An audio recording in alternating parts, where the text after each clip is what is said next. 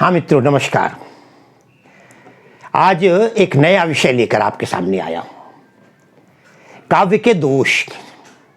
गुण और दोष शब्द आपने जीवन में भी सुने हैं। काव्य के गुण हम आपको पढ़ा चुके हैं और वो 3 गुण थे: प्रसाद गुण, माधुर्य गुण और ओज गुण। ये आपने भली भांति सीख लिए हैं। अब बहुत लोगों की इच्छा थी कि सर गुण तो हो गए, दोष नहीं हुए अभी तक। आज हम दोष की बात करते हैं। जहां गुण हमारी अच्छाई का प्रतीक है, लोग कहते हैं बहुत अच्छा गुण है, अच्छाई है। हर व्यक्ति में अच्छाइयां भी होती हैं और बुराइयां भी होती हैं। कल्पना कीजिए, एक व्यक्ति पढ़ने में बहुत होशियार है, ये उसका गुण है, लेकिन अगर क्लास में किसी बच्चे की किताब फाड़ देता है या कोई चोरी कर लेता है तो ये उसका दोष है।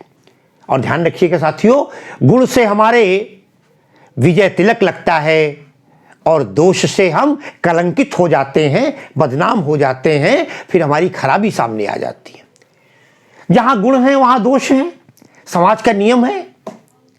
ऐसी स्थिति में आज हम काव्य के दोष क्या हैं। हमारे तमाम रस शास्त्र के ज्ञाताओं ने अनेक प्रकार की बातें की। भाई, कविता बनाई हमने और कविता का उद्देश्य ही था वाक्यम रसात्मकम काव्यम। जो वाक्य रस प्रदान करे, आनंद प्रदान करे, वही काव्य है। और अगर आनंद की जगह हमें पीड़ा होने लगे, आनंद की जगह आनंद ना आए, तो फिर काव्य का महत्व नहीं रह जाता। कई लोगों ने, कई विद्वानों ने अपनी परिभाषाएं दी। मैं आपके सामने 2 परिभाषाएं रख रहा हूं। रस का अपकर्ष दोष कहलाता है। रस का अपकर्ष, जब आनंद में बाधा आने लगे, अपकर्ष आने लगे, जब आनंद की प्राप्ति न हो, तब मान लीजिए कहीं ना कहीं दोष है। कोई भी चीज, अरे भाई आप चाय पी रहे और आनंद नहीं आया तो आपने कहा आज कुछ गड़बड़ है। अरे भाई चीनी ज्यादा हो गई या चीनी कम हो गई, दोष। रस है। हमारे यहां नमक को रामरस कहा जाता है। आप बढ़िया सब्जी बनाइए, नमक मत डालिए, तो भी एक दोष हो गया। रस का अपकर्ष। काव्य में कविता पढ़ते समय जो आनंद आना चाहिए, अगर वो आनंद बाधक होता है तो ये मानकर चलिए कि काव्य में दोष आ गया। कविता का दोष है। एक परिभाषा और है, उद्वेग के जनक दोष कहलाते हैं। उद्वेग, व्याकुलता। जब हम कविता लिखते हैं, कविता बनाते हैं, कभी कभी मात्राएं, कभी कभी शब्द, कभी कभी अर्थ का अनर्थ, कभी कभी उसकी जगह वो शब्द प्रयोग नहीं करते, तो उद्वेगता हो जाती है, व्याकुलता हो जाती है और यहीं पर रसाभास हो जाता है। हमें रस में दोष मिलने लगते हैं, काव्य में दोष मिलने लगते हैं। साथियों, कोई भी कविता हो, कोई भी चीज हो, 3 चीजें होती हैं: शब्द, अर्थ और रस। काव्य में भी दोष जो हुए वो 3 प्रकार के हुए। पहले 2 शब्द के दोष हैं, दूसरे अर्थ संबंधी दोष हैं और तीसरे रस संबंधी दोष हैं। मगर विशेष रूप से जो प्रमुख हैं वो हैं शब्द के दोष। कविता में जब हम बनाते हैं शब्दों में दोष, और वो शब्दों में एक नहीं 9 दोष माने गए। साथियों, एक बात ध्यान रखिएगा, जब आप रस शास्त्र पढ़ेंगे तो अलग अलग लोगों ने, किसी ने किसी प्रकार के दोष, किसी ने किसी प्रकार के दोष, सैकड़ों दोष निकाल दिए। लेकिन हम सैकड़ों प्रकार के दोष अगर पढ़ाने लगेंगे तो आपको भी व्यवधान होगा और समझ नहीं आएगा। मैंने इन्हें गिने कुछ दोष लिए हैं जो परीक्षा की दृष्टि से आवश्यक ही नहीं, महत्वपूर्ण हैं और अनिवार्य हैं। साथियों, देखें आप, शब्द दोष के अंतर्गत 9 दोष। पहला देखें आप, ग्रामत्व दोष।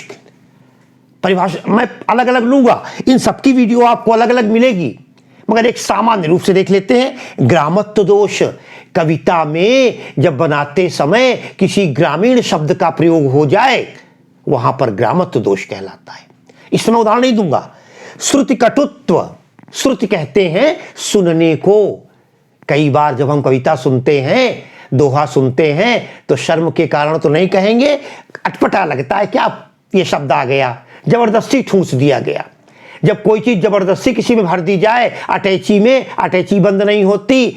जो भी चीज हम जबरदस्ती करेंगे, अधिक खा लेंगे, अपच होगा। जो चीज सुनने में कानों को कड़वी लगे, अच्छी न लगे, वहां पर काव्य में श्रुति कटुत्व दोष होता है। तीसरा देखें, अश्लीलत्व दोष। अश्लील, गंदे कुछ शब्द ऐसे होते हैं जो अश्लील होते हैं, समाज के सामने जिसे नहीं कहना चाहिए, मगर कविता है तो कहना पड़ता है। मगर कवि लोग अपने भावावेश में आकर कविताएं बना जाते हैं, वहां पर अश्लीलत्व दोष कहलाता है। अक्रमत्व, क्रम, कहां पर क्या क्रम रखना चाहिए, अरे सीधा वाक्य है और वाक्य में हम कहते हैं मैं जा रहा हूं, और अगर आप कर दें मैं रहा हूं जा, तो फिर क्रम बिगड़ गया। किसके बाद क्या आना चाहिए था, जहां पर क्रम बिगड़ जाए वहां अक्रमत्व दोष होता है। च्युत संस्कृति, ये शब्द ही थोड़ा देखने में अटपटा लग रहा है, ये व्याकरणिक दोष भी माना जाता है। ध्यान रखिएगा साथियों, कई बार हम व्याकरणिक गलतियां कर जाते हैं। स्त्रीलिंग का पुल्लिंग कर दिया, पुल्लिंग का स्त्रीलिंग कर दिया, एक वचन का बहुवचन कर दिया। जहां पर इस प्रकार के दोष मिलते हैं वहां च्युत संस्कृत दोष कहलाता है। आइए, क्लिष्टत्व दोष। कई बार कविता पढ़ने में अर्थ के लिए हमको बार बार डिक्शनरी देखनी पड़ती है। डिक्शनरी ही नहीं, कई बार तो लोगों से मिलना पड़ता है, आखिर इसका अर्थ क्या है। जहां पर इस तरह की कठिनाई सामने प्रदर्शित हो वहां पर हम क्लिष्टत्व दोष कहते हैं। आगे चलते हैं, अधिक पदत्व। साथियों, पद क्या है मैंने कई बार बताया है आपको। शब्द और पद दोनों में मामूली सा अंतर होता है। स्वतंत्र होता है तब वो शब्द होता है, लेकिन जब वाक्य में प्रयोग होता है तो वो पद होता है। कई बार कविता में अनेक बिना मतलब के लिए अधिक पदत्व, अरे भाई अधिक माने ज्यादा, सीधी सी बात है। अगर 5 कुर्सियां पड़ी हैं कमरे में और 7 लोग आ गए तो फिर बेचारे कहां बैठेंगे, लोग अधिक हो गए हैं। या जब कुर्सियां ज्यादा हो गई, आदमी कम, तो वो खाली रहेंगी। तो कविता में भी आनंद तब आता है कि जहां पर जितनी चीज की आवश्यकता है, जितनी मात्राओं की आवश्यकता है, जितने वर्णों की आवश्यकता है, उतने ही रखे जाएं। जहां पर अधिक पद आ जाता है कोई शब्द, वहां पर अधिक पदत्व दोष होता है। साथियों, जैसे मैंने अलंकार पढ़ाए थे, आप देख रहे हैं ना, अलंकार में लाइन लगी है देखने वालों की।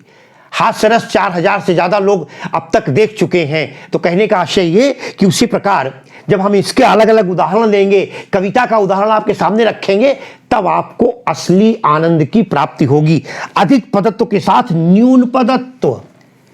कई बार कोई शब्द कहा ही नहीं जाता, एक शब्द की कमी होती है और उसका अर्थ हमको कहीं बाहर से लाकर निकालना पड़ता है। अर्थ नहीं आ रहा है, न्यून पद है, एक पद की कमी है, एक शब्द की कमी है। अरे भाई, कई बार हम बोलते बोलते रुक जाया करते। अटल बिहारी वाजपेयी की विशेषता थी, कई बार बोलते थे, कुछ शब्द जनता स्वयं बोल देती थी अगली बार। कई बार नेता लोग नारे लगाते हैं, एक शब्द बोलते हैं, एक जनता बोल देती है, तो जहां पर वहां तो चल जाता है। लेकिन कवि की कविता में जब न्यून पदत्व आता है तब कविता अटपटी लगती है। कोई भी दोष हो, ध्यान रखिएगा, इन दोषों के कारण ही कविता की माधुर्यता, कविता की श्रृंगारिकता, कविता की सजावट, कविता की सुंदरता, उसकी चारुता सब नष्ट हो जाती हैं और कविता व्यर्थ हो जाती है, बिना मतलब की हो जाती है, और जो सुनने में उसे आनंद मिलना चाहिए वो नहीं मिल पाता।